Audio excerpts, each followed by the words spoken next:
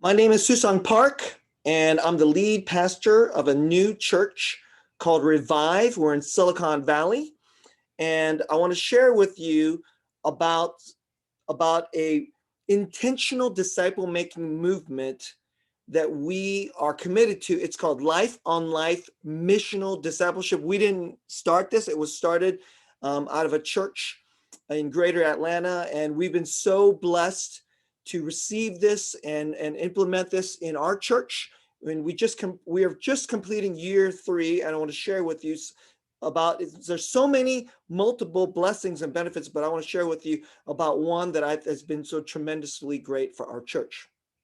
Now, if you've been a pastor or a leader in the church, you know that this is just a regular truth about what it means to follow Jesus and watching other people, which is that people get stuck so that they have some form of unbelief, stronghold, or habit in their life. Sometimes they don't even know because they don't know the Bible well enough, or they may have heard certain kinds of sermons or teaching before, but they've never applied it.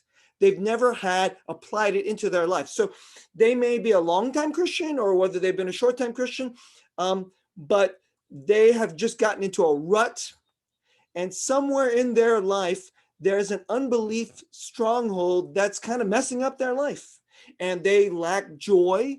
They've hit a certain plateau, and it maybe it has to do with love of money or fear of man. They've never tithed, or it has something to do with constantly the way they're people pleasing, or there's a relationship, an important relationship that's broken, and there's a deep bitterness and unforgiveness.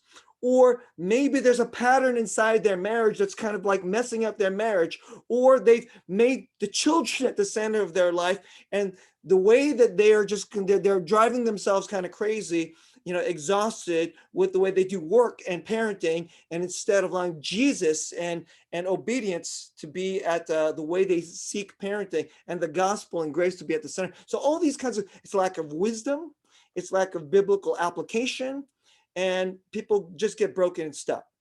So what they really often need is not just good Bible teaching, good sermons, or even a really good, small group or community group. What they really need is someone that they deeply trust to walk with them and help them in a really safe place to be vulnerable and transparent, and then to confront, I've never really did marriage that way, or, I've never really trusted God with my money that way, or I admit in front of everyone, I really have a serious porn problem, and, lust is just filling up my life.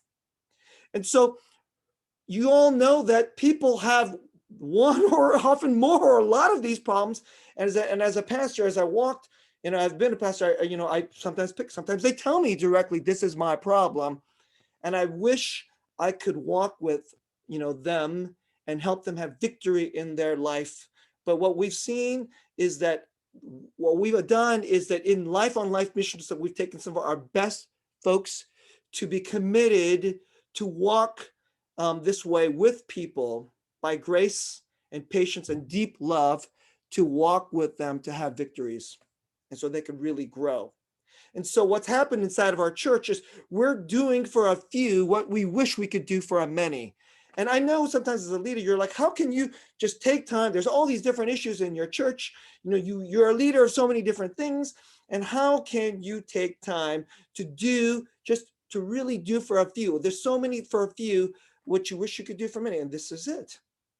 And so what we've seen in our church after 3 years is when you take a few and you ask people to take this high commitment of deep trust and make it tremendously safe, where they can be vulnerable and transparent, and they can really allow, a space where they can apply, they can confront where they are not in obedience, where they're in unbelief, and then walk by grace motivation to have new kinds of victory. It's been incredible. You've watched people, they go from here to here, and then they're seeing a new transformation happen in their marriage, or the way they think about money, or they think about sex, or all kinds of things in their life and in their relationships. And then they get this new profound love for Jesus and for one another. And here's the other one of the really great things about this. When they get to this newer place of maturity, it's not because of like, oh, my performance, or like, oh, it's because I've been so good. It's they have now not just heard that sanctification and growth is by grace. Now they have tasted its power and its goods. So we heard that this could be a vehicle for raising up leaders in your church, but now we're seeing it. This truly works. Our church has ambitious dreams and for how we want to be a church in the very post-Christian Bay Area. We want to plant churches and reach many for Jesus. We want to reach the unreached nations of Silicon Valley, as we put it. We believe in new life in Christ for the nations of Silicon Valley, and we think this is going to be our vehicle. We've seen people jump into new levels of maturity, tremendously filled by grace and humility and a deeper, persevering joy in order to do this for others. And if you are wondering like how you can find and help people to grow this and gain a pipeline of grace-motivated, grace-empowered leaders, we believe that this could be it. So I hope that this doesn't sound kind of like preachy or lectury in any kind of way to you. Hey, I've been a tired leader. I've been a discouraged leader. I have been hurt, and sometimes, and definitely have had my thoughts of wanting to throw in the towel on ministry. But this has been incredible. This has been an incredible thing to experience, watching people grow this way by grace, and to help them go into victories, and then to see them becoming, like leader quality men and women in our church. This is what we're seeing, and hope you will consider this, just humbly, that you would consider this as a possibility, as something that maybe you would like to implement in your church. Life on Life Missional Discipleship.